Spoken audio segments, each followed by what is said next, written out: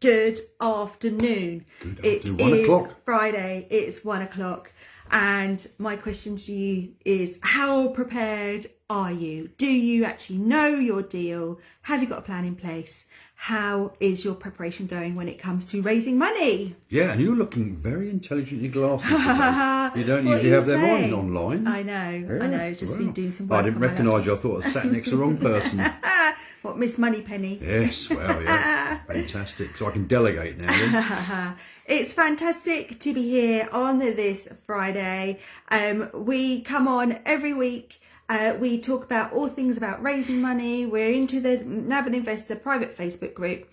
We're with you guys because you come into this group because you're wanting to build portfolios, you're wanting to take action, or you're wanting to find out some extra information or maybe some motivation to get you out there raising money and offering on property, and in turn getting your property portfolio on the go. Yeah, and absolutely. And the quickest way to do that is using other people's money. If you use your own, it soon runs out or it gets locked up for a bit longer than you anticipate. So if you've got a constant flow of investors lined up, so you've got a bank of investors, you can really scale quite quickly, overlap some deals, and become financially free in no time. Absolutely. And why do we know this? We know this because we started in our property adventure. We like to call it an adventure. It's not a journey, it's an adventure. 2018, took the plunge. We were accidental landlords, and we took the plunge to learn and educate ourselves on how to be professional landlords. And we have built ourselves a multi-million-pound portfolio, raised over £3 million of other people's money to fund that portfolio, done over 70 actual property transactions, and we continue to be in the market, continue to educate ourselves. And now we're in this amazing position where we can help other people with not only just raising money, but also helping them build their portfolios as well. Absolutely. But we didn't start with a pot of money. We wouldn't have got started if it wasn't for other people's money. We were actually £25,000 in debt when we first took our first step into property education to get the knowledge we need to do it properly, to make sure we didn't make the mistakes. So not making mistakes saves you money. It's not about all about what you make, it's about what you save as well. And like I say, we managed to secure money and people got a trust in us, and then we scaled from there. Absolutely. I thought you were going to say something else then. There was a big silence. Yes. Big silence. Pause, you're allowed to pause. So we come on every week. Neil's going to deliver some news, so you always get updated on what's going on in the property market and maybe things that are affecting the property market. And we also have the Dobson crystal ball as well. We like to predict our view of what's going to happen in the future. We talk to people all the time about property, about raising money. We have our own networking events, so we're not just it's not just old information that we're bringing you. We are doing the do. We are still growing our portfolio. We're still talking to people who are just a few steps behind us, and also people that are many, many steps in front of us as well, and they're doing amazing things. So we are still learning, growing, but we do Nab An Investor because we realised, after being in the property game for 8 years now, that there is actually a process to raising money and to being attractive to money, and it's not about beating people around their head with look at my deal, Or going cap in hand, or begging for money. So there is processes to be put in place, and that's why we've created Nab An Investor, and that's why I invite you along to these calls every week. Certainly. So a big shout out to Gary. Thanks for joining us. Good to have us with us. And it's even in these short 8 years that we've been doing it, we've witnessed some trends. Yes. And this is what sort of allows us to sort of pivot our strategies and make different choices in which way we go next. We've exited the SA market recently because it didn't work in the area which previously, just 5 years ago, was booming. So you've got to be aware of what's going on, keep a close eye on the strategies, the trends, the demand, certainly in the area, and then be prepared to pivot and do something different to, make sure that you don't end up propping up your business. So Yeah, 8 years, and the trends we've seen and the type of transactions in our main investment area, Lowestoft, the capital growth has been phenomenal, which they've never seen before. So, you never know what's around the corner, but you can keep a close eye on things and have a good feel for what's coming next.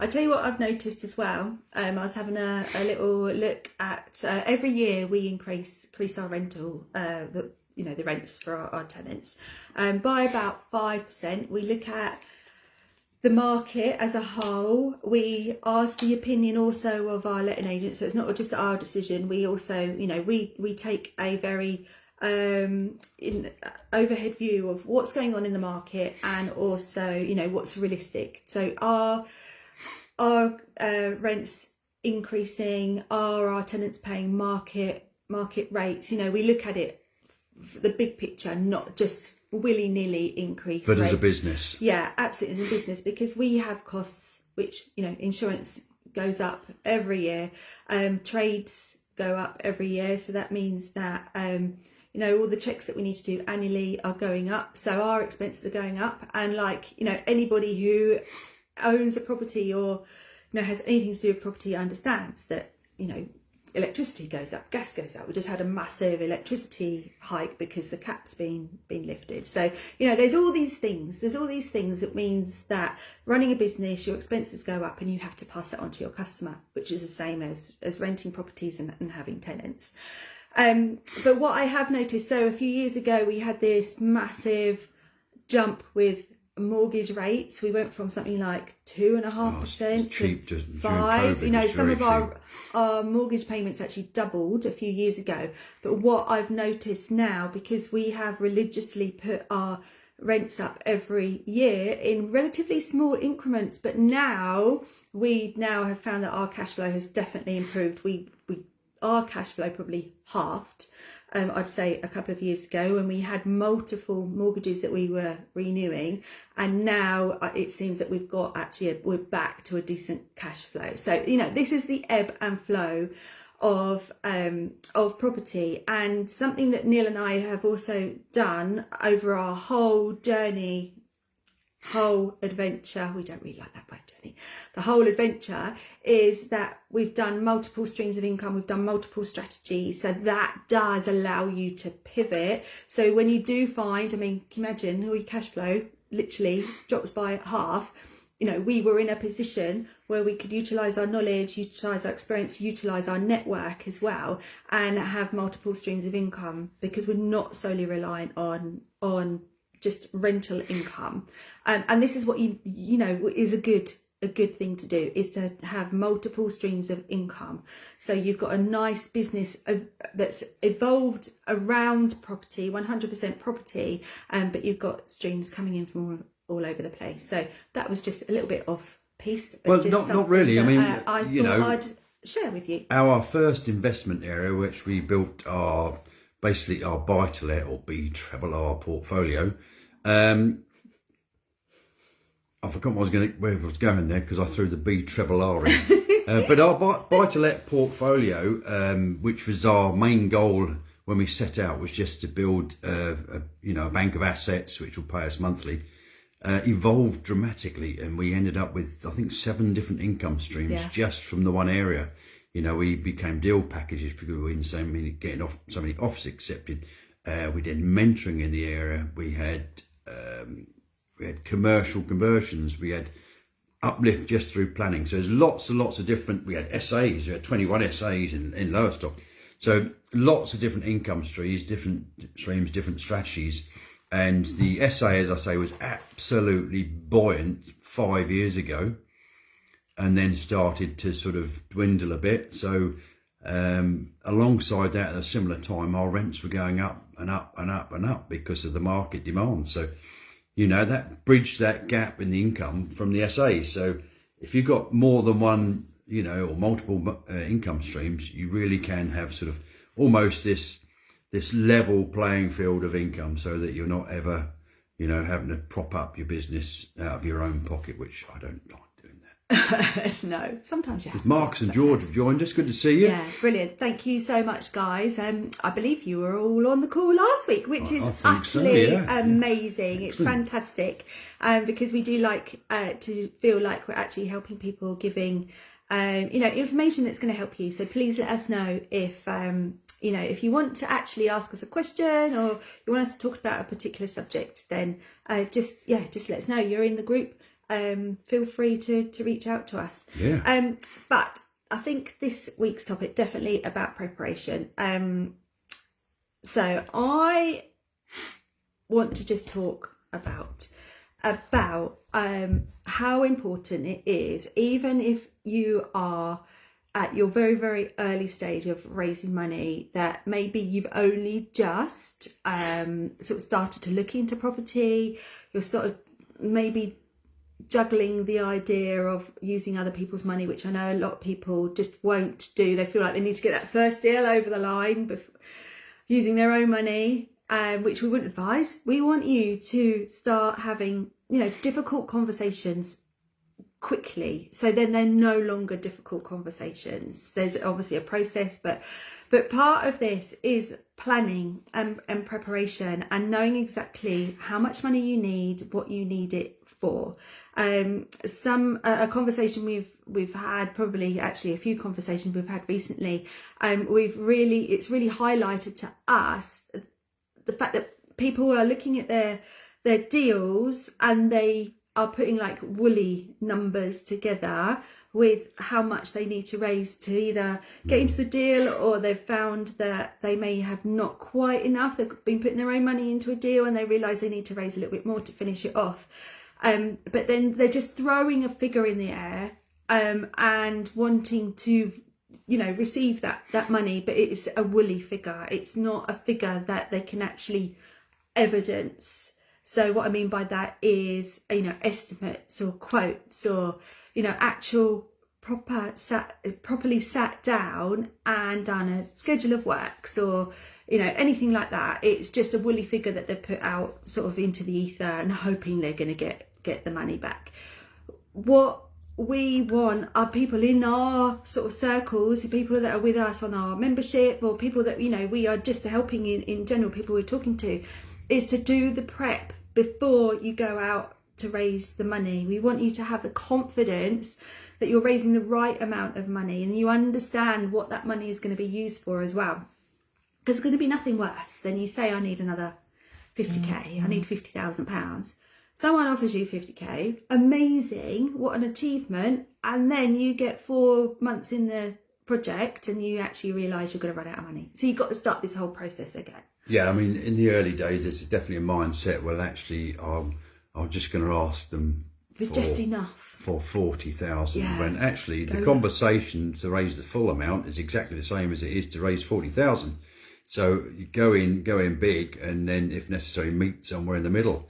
If it's the first time they've shown some interest and you've created that intrigue from them.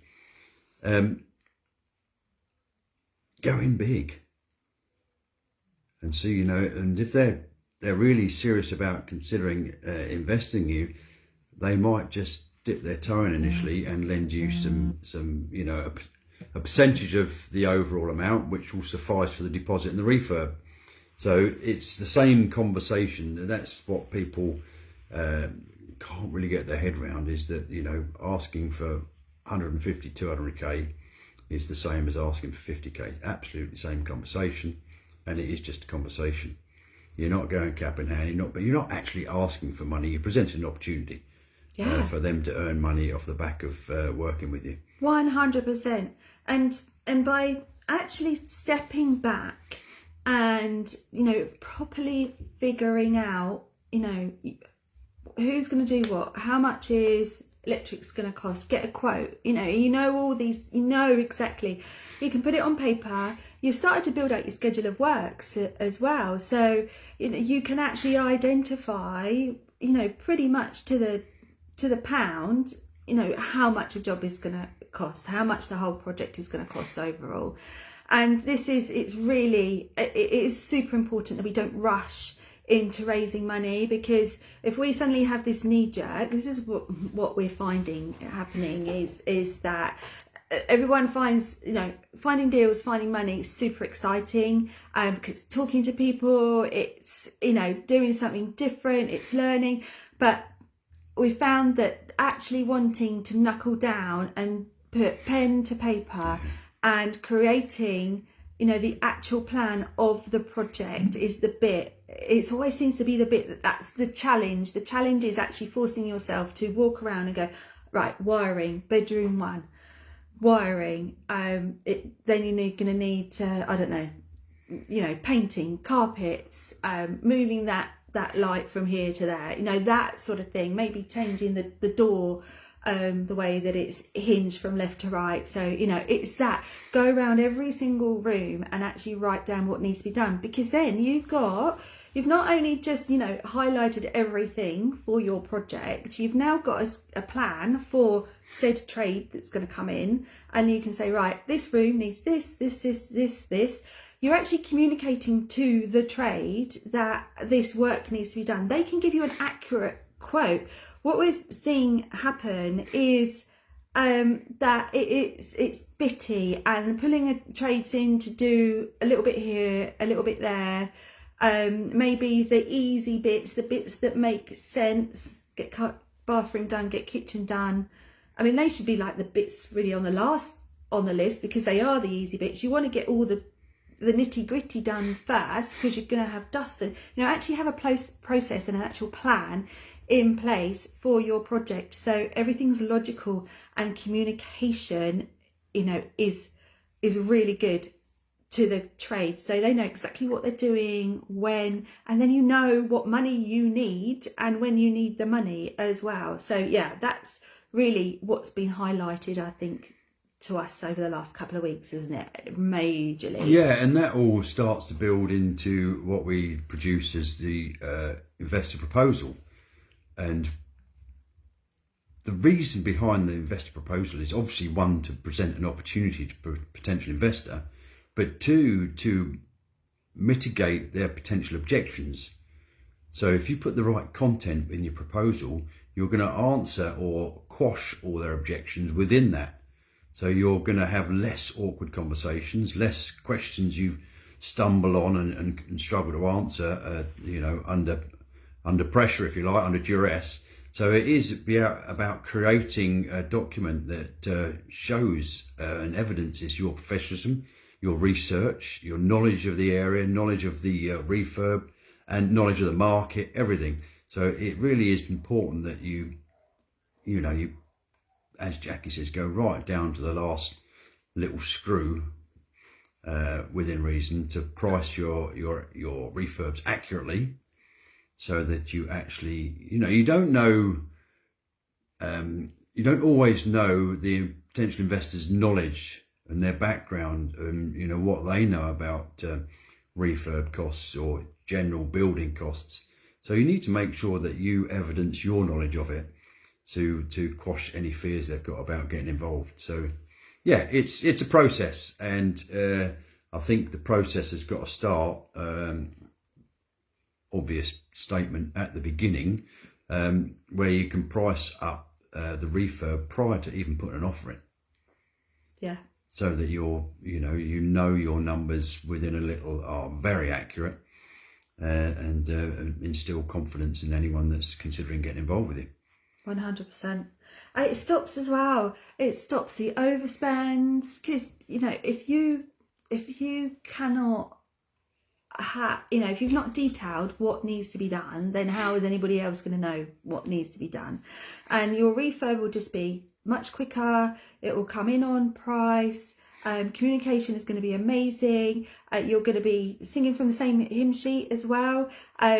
We've had occasions where we like a certain type of door from Howden's in our refurbs, and our build team liked a different type of door, which both doors are fine, but we just had a preference and they got the other doors because we just said, yeah, go to Howdens and get the doors. And so they got the ones that they liked, not the ones that we actually wanted, but because we didn't communicate very well.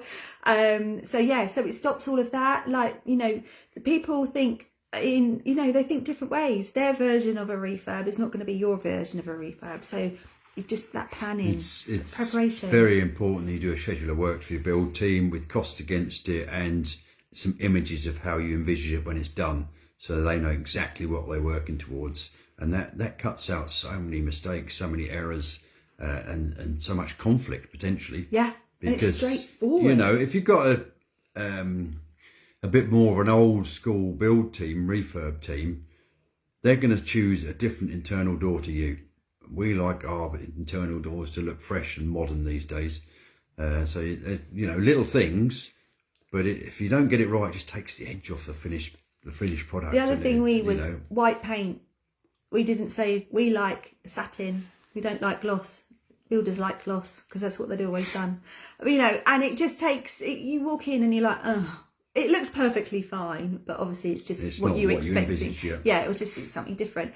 But you know, this is what it stops. So communication is key to all of this.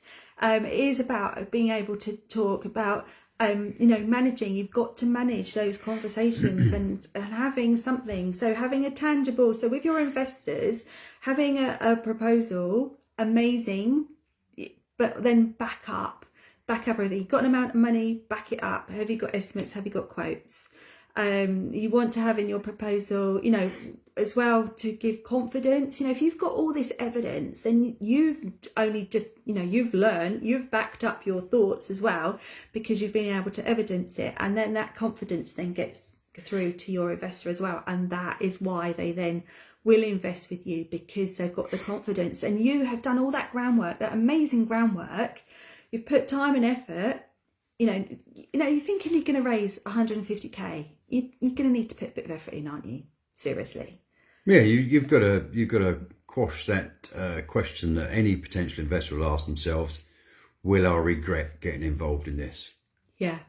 That's the question you've got to mitigate. You've got to make sure you evidence everything sufficiently to mitigate them even considering asking themselves that question. Definitely. And this is what gets missed, is like the evidence. It's just woolly information. If you ever work with us, you'll get used to me because I want detail. I want to know how you know that. How do you know you need £50,000? Tell me how. Evidence it. Yeah. How do you know that that's the demand for that area? I want you to show me. So if you ever work with us, be prepared. But it's done with love to save mistakes really and money. Is. Yeah, absolutely. It really is. I want to know why. That's our goal, is for everyone to get the right outcome. Absolutely. And then it just makes everything a lot easier. Right. I'll get off my soapbox now. Yeah, please. Yeah. So, if you ever work with Jackie, she uses a lot of words. But you can see how passionate. I'm really passionate about this, and I'm passionate about people getting results and people doing it the right way, because if we start the right way at the very beginning, that means that it just runs smoothly and we're able to mitigate any risk, and then we get great results. I'll rest my case. So I am now going to pass on to you for Neil's news. So tell us what has been happening in the market. Well. Some of it's a few days old, but Savills have revised their projection for the remainder of the year on house prices. Beginning of the year, they predicted to be rising by 0.7% through the year 2026. They've now revised that they reckon they'll have a drop of 2% throughout the last 6 months of the year. So that's quite a significant swing. That's over 2.5% swing, which in the housing market is a lot of money. So again, that's good for us, but not if you're trying to sell, to be fair. And obviously the government have announced that they want to try and introduce a system where they try and stem the amount of deals that fall through. Rightmove did a survey and come back with a figure of 39.4% of all property sales are falling through before completion. But Phil Spencer of location reckons, off the telly, he's done a survey about amongst all the agents that he's been dealing with over the years, and he reckons the figure's close to 58%. So more than 50%, half of those deals, that are sold subject to contract come back on the market. Again, great opportunity for us, because what's going to happen to that vendor? They are going to get more and more motivated to take an offer where they know someone's going to see it through and they'll get their money. And that's what we rely on, is, you know, becoming their best option. We're not looking to steal the properties, but we're looking to help them. You know, we'll solve their problem, because we'll definitely buy it and they'll definitely get our money. June saw a sharp fall in house prices of 0.6% in 1 month alone, which is the highest June fall for 14 years.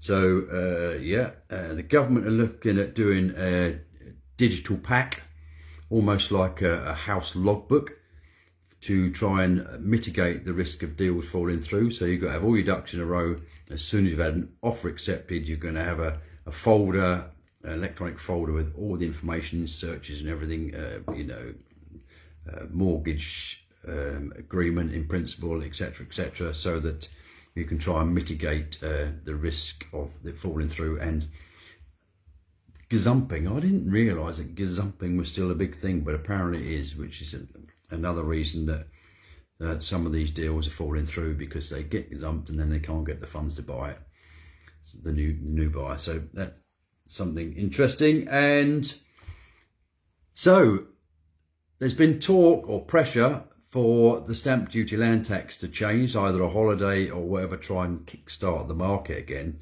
But there's nothing really moved on from just, a passing comment. But buy-to-let mortgage rates, a couple of lenders have cut their rates by 0.8%, which is quite significant. Those are TS, this is for buy-to-let, so investment mortgages. TSB and Lend Invest have cut their rates by 0.8% to try and kickstart business again, because, if they don't provide money, if they don't lend money out, they haven't got business. So they very much control how much business they got by the product they're offering and the rates they offer. So that is something to look out for, and make sure that your broker is aware, to make sure that if you've got something coming up that needs a refinance, or you've got a deal on the go, that they lock it in early. And right, so this is interesting. You don't know this, do you? Oh, new news. So the Treasury have announced a first-time buyer's ISA. Okay, how does that work? There's no age limit. It's just if you're buying your first home. So you could be 80 years old, but it's the first time you bought a home. So what they'll do upon the purchase of that property, they're going to give you 25% bonus of what you've got in your ISA. Nice. Amazing. So where's that money coming from? Well, how's it funded? Well, it's funded by the government, obviously. But there's absolutely no limit to that, and there will no be longer 25% penalty for money withdrawn for another reason. But yeah, so the property has actually got a 450,000 price cap. I don't know how that's relevant, really, if they're giving you 25% of what you've got in your ISA. But yeah, there's a couple of rules. Well, one, it's got to be your first purchase of a home, and two, what was the second rule? It's capped at £450,000. Sorry, we're smooth today. We've had a long week. We've been working really hard this week, long hours, haven't we? A lot of thinking. Yeah, a lot of thinking this week. And this is very, very up to date and quite astounding. But they reckon that a quarter of all Brits searching out mortgage products, etc., are now using AI to do it for them. 25% of people looking at mortgage products and what's available, instead of going to brokers now, they're going straight to AI, and then they'll narrow it down from there. Interesting. So any mortgage brokers out there, I'd be interested to know if you've I'd love some feedback on that. Difference, yeah. If you're suddenly not getting so many calls, or people are coming to you more knowledgeable, with they've already got something in mind. But obviously AI isn't 100% foolproof or but it's accurate, a good starting but it's point, a great. isn't it? I mean, we use it quite a lot in our businesses now. Something else we discovered during the week is commercial SDLTs increasing in October. Commercial stamp duty land tax has got to increase I think it's well, the banding's all changing, so you'll have to use the government website. And if you want to see what the banding's changed to, just put a purchase date in advance. October. Beyond October the 1st, and you can see what the new. If you're not going to complete by then, you can see what the new stamp duty liability will be. Interesting. Thank you very much. That's news in a nutshell. I love your news segment. So you've been doing, or we have been doing a lot of research on auction properties at the moment. So, what are you seeing with auctions? Are you seeing more going into auction, more actually not being sold, coming off before auction? What's going on? Well, I'll be a real sad. I'll watch the auction every 6 weeks from start to finish, and there's more lots than ever going on their portal, on their website, but I also believe there's more than ever being withdrawn prior. And why does that happen? Because they've had no one register to bid, or they've had no viewings, whatever it is. But if they don't get, if they don't get any you have to register to bid on a property. You can't just turn up and bid. So if they have nobody register, they get withdrawn. The other reason is if the legal pack isn't ready on time, they'll withdraw it. And big jump last month, sold prior. Lots more were sold prior, so people are actually saying, actually, I've got an offer, let's take it. That's a different mindset as well, isn't it? Yeah, so they're, people are looking for a guarantee these days, and it's easy to say, I'll take that now, rather than risk it going through the auction. And then not you've got to wait bids. another 6 weeks and then another 6 weeks. Interesting times. And those that actually were going through the auction, the last auction I watched, only 63% sold. So that's quite low by, it's usually in the mid 70s. So that's quite a dramatic drop. So definitely deals out there to be had. Oh, definitely. In whatever way you look. All I will say, make sure you view every property before you buy it. Or and read the legal pack. Yes, because we have had people in our network that have bought properties through auction, then picked the keys up, driven straight over, they're all excited, and one actually didn't have a roof at all. No. So, and that didn't show any of the images or wasn't mentioned any of the gumph. So make sure you do your due diligence, always view it. Absolutely. Always view it. Absolutely. So we're just on for another couple of minutes, I think. Yeah, another couple of minutes, then we'll be off. If you want to speak to us, get hold of us, then you're in the group. Tag us in. Tag us in to any comments. If you've liked today's catch up, then please let us know. Thank you very much, Gary, Marcus and George, for coming and joining us today. If you're watching on replay, please put in the comments #replay so we know. Yeah, we will be hopping on every Friday, giving you market updates. We are talking to people all the time. So we're talking to people about raising money. We're talking to people about property deals, all sorts of things. We use other people's money to grow our own portfolio. So we're in the mix, but we've learnt this process, how to raise money over the last 8 years. And now we do the same things and we get results. So if you need our help, let us know. If you have a question, if you have a topic that you want us to actually talk about whilst we're live on a Friday, then just get in touch. Absolutely, yeah. And if you want to potentially work with us to start your journey in raising pots and pots of money, just reach out and we can perhaps book in a one-to-one Zoom. Yeah, but there's always stuff going on in the group. Absolutely. Anyway, so if you need us, you know where to find us. Awesome. Fabulous. Well, wishing you an amazing weekend. Yeah, the sun's going to shine. Have a fab time, and we'll see you next Friday. Brilliant. Have a great weekend. Thanks, everybody. Bye-bye.